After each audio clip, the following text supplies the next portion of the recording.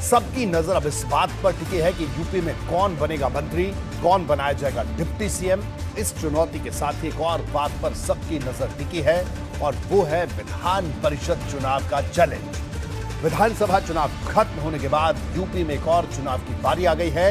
ये चुनाव होने हैं विधान परिषद के, जिसके लिए भाजपा और सपा आमने सामने है। पूर्वांचल की कई सीटों पर मुकाबला रोमांचक है।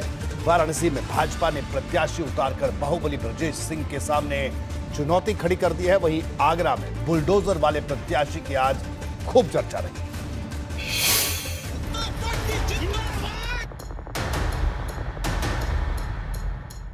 ये सिर्फ बुलडोजर नहीं है, ये भाजपा की ताकत बन चुका वो हथियार है जिसे आने वाले कई चुनाव में इस्तेमाल किया जाएगा। विधानसभा चुनाव में इसी बुलडोजर ने भाजपा को बहुमत से कई कदम आगे बढ़ा दिया।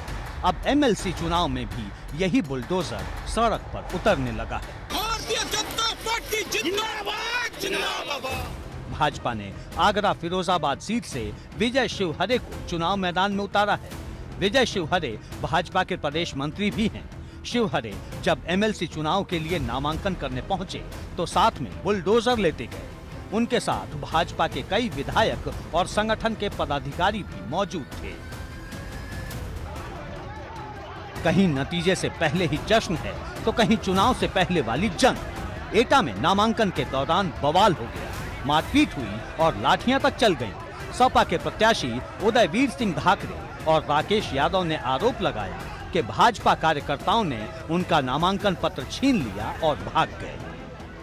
आज सवेरे ही कप्तान को मैंने कहा था कि पर्चा छीन के फाड़ने की प्लानिंग चल रही है जी। जिसने वकील साहब पर्चा हाथ में लिए थे, मैं साथ था। वकील साहब से जो छीन के भागा है उसको लोगों ने पकड़ लिया, उसने दूसरे को फेंक दिया। जिस पकड़े हुए आदमी को यहाँ के पुलिस के अधिकारियों ने छुड़ा दिया, जिसने पकड़ा था उसको पीट कर। जश्न और जंग के बीच भाजपा ने उन बाकी 6 सीटों पर भी दोपहर से पहले प्रत्याशियों का ऐलान कर दिया, जहां सस्पेंस बना हुआ था। भाजपा ने जौनपुर सीट से ब्रजेश सिंह प्रिंशु को प्रत्याशी बनाया है तो मिर्जापुर सोनभद्र से विनीत सिंह पर दांव चला है। सुल्तानपुर से शैलेंद्र प्रताप सिंह को मैदान में उतारा है। कानपुर फतेहपुर से अविनाश सिंह चौहान को प्रत्याशी बनाया है।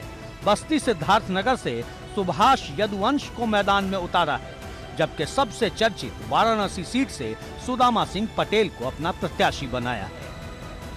वाराणसी इस वजह से चर्चा में है क्योंकि यहाँ मुकाबला त्रिकोणीय हो गया है। बाहुबली ब्रजेश सिंह यहाँ से एक बार फिर ताल ठोक रहे हैं। उनके सामने भाजपा ने सुदामा पटेल को उतार दिया है, जबकि सपा से उमेश यादव मैदान में हैं। लड़ाई वाराणसी में भी दिलचस्प है और आजमगढ़ में भी, क्योंकि भाजपा ने यहां से अरुण यादव को प्रत्याशी तो बना दिया, लेकिन इससे एमएलसी यशवंत सिंह के बेटे विनीत सिंह नाखुश हो गए और निर्दलीय ही पर्चा भर दिया। एमएलसी चुनाव को लेकर सबकी अपनी अपनी दावेदारी है। भाजपा ने इस रण को जीतने के लिए बारीकी से काम किया है। भाजपा ने कई सीटों पर ऐसे प्रत्याशी भी उतारे हैं जो दूसरी पार्टियों से आए हैं। ऐसे में जब 9 अप्रैल को वोटिंग होगी और 12 अप्रैल को नतीजे आएंगे तो सब कुछ साफ हो जाएगा। एबीपी गंगा के लिए ब्यूरो रिपोर्ट।